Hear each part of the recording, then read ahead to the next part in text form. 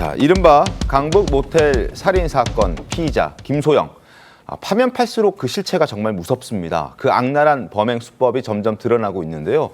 양재 변호사님, 부검 결과가 나왔다고 하던데 굉장히 충격적이었습니다. 그렇습니다. 총 8개의 약물이 그리고 굉장히 많은 다량 이제 포함이 된 것으로 지금 알려지고 있는 상황입니다. 지금까지 알려졌던 바로는 본인이 처방받은 수면제와 숙취해소제를 섞어서 이미 음주를 한 상황에 이 남성들에게 먹인 것으로 알려졌는데, 알려지는 바에 따르면 지금 수면제를 포함한 8개의 약물의 성분이 검출됐다라는 것은 물론 본인이 의료기관을 방문을 해서 이 허위로 수령을 했을 가능성이 굉장히 높지만 그만큼 다양한 성분의 이 약물들을 모았다라고 네. 볼 수가 있겠고, 그것은 바꿔 말하면 이러한 범행을 저지르기 위해서 굉장히 치밀하게 장시간 동안 준비를 했다라는 것으로도 이해를 해볼 수 있을 것 같습니다. 그래서 지금 부검을 한 결과 이 약물 급성 약물 중독이거든요. 그러니까 수면제를 과량 복용해서 정신을 잃게 돼서 호흡곤란이 발생했다라기보다는 약물의 힘에 중독이 돼서 사망한 것이기 때문에 기존에 우리가 추측을 했던 그러한 사인과는 조금의 차이가 발생을 한 것이고, 이것은 이 피의자에게 적용을 해보자라고 한다면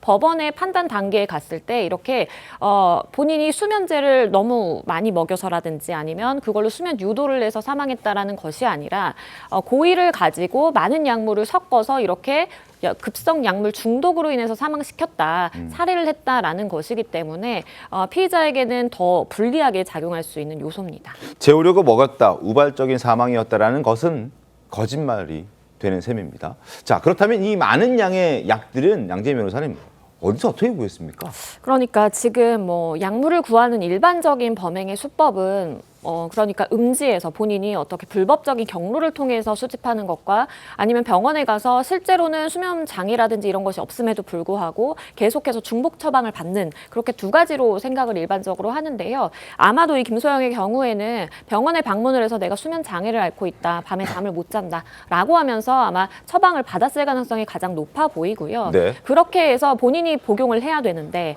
이걸 하나하나 다 모은 것이죠. 지금 알려지는 바에 따르면 집에서 50알가량의 이러한 약물, 그러니까 알약을 본인이 직접 다 이 도구로 빻아서 가루 형태로 만들었고, 이것을 이 숙취해소제에 섞어서 사실상 남성들에게 먹였다라고 볼 수밖에 없는 그런 상황이고요. 그렇기 때문에 지금 뭐 앞서서도 말씀을 드렸지만 이것이 어떠한 우발적으로 이 남성들에 대한 감정이 안 좋아져서 아니면 우발적인 충동에 의해서 살해했다라기보다는 목표물을 정확하게 지정을 하고 온라인상으로 접근을 해서 서로 안면을 튼 다음에 미리 준비했던 범행 도구라고 할 수 있는 여러 가지 종류의 약물들을 복용시킴으로써 살해의 고의를 가지고 치밀하게 계획 범행을 저질렀다라고 볼 수밖에 없는 그런 상황입니다. 경찰은 추가 피해자가 더 있을 것으로 보고 조사를 진행 중에 있습니다. 화면 보시죠. 지난해 10월 식당에서 기절시켰던 것, 12월 카페 주차장에서 기절시켰던 것, 올해 1월 초에 모텔 기절시켰던 것, 1월 24일 날 노래 주점에서 기절시켰던 것, 1월 28일 날 모텔 사망, 2월 9일 모텔 사망, 6명으로 경찰은 보고 있는데, 권지웅 대변인님, 네. 여기에 더 있을 수 있다는 거잖아요? 그러니까 지금 이분이 해왔던 것을 봤을 때는 충분히 지금 알려진 것만으로 끝난다 이렇게 판단하기는 좀 어려운 상황이 된 것 같습니다. 게다가 이 범행의 이 내용이 아주 오랫동안 준비해야만 할 수 있는 것들이어서 네. 국민들에게 되게 충격을 주고 있는 것 같은데요. 어쨌건 이 범행으로 피해를 당한 분들이 어느 정도인지 꼭 찾아내서 사실 처벌을 해야 되지 않을까 싶습니다. 저렇게 사진을 같이 촬영한 저 남성이 추가 피해자로 지금 생각이 되는 그 남성입니다. 이 남성은 중고 거래 때문에 김소영을 만났다라고 주장을 하고 있습니다. 그리고 김소영은 실제로 중고 거래를 꽤 자주 했습니다.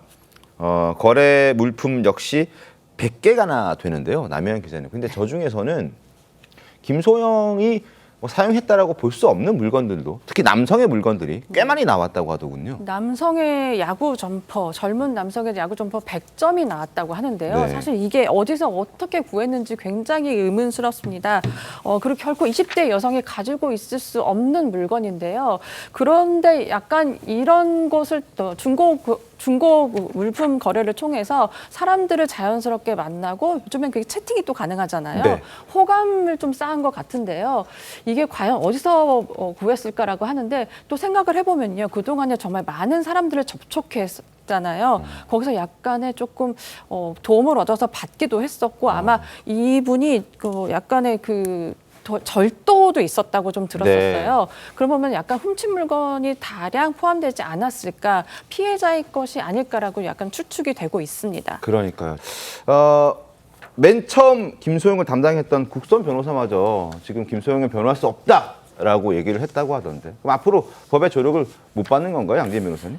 그런데 사임하고 하루 만에 새로운 국선 변호인이 지금 선정이 됐습니다. 왜냐하면 본인이 이제 일반 사선 변호인을 의뢰를 한 것이 아니기 때문에 지금 이것은 법원에서 변호인을 지정을 하는 절차거든요. 그렇기 때문에 첫 번째 이제 국선 변호인이 사임을 하게 되면 지금 구속 상태에서 강력범죄를 저지른 상황이기 때문에 필요적으로 국선 변호인이 지정이 되어야 되는 사건이고 네. 빠르게 재지정이 된 것으로 보입니다.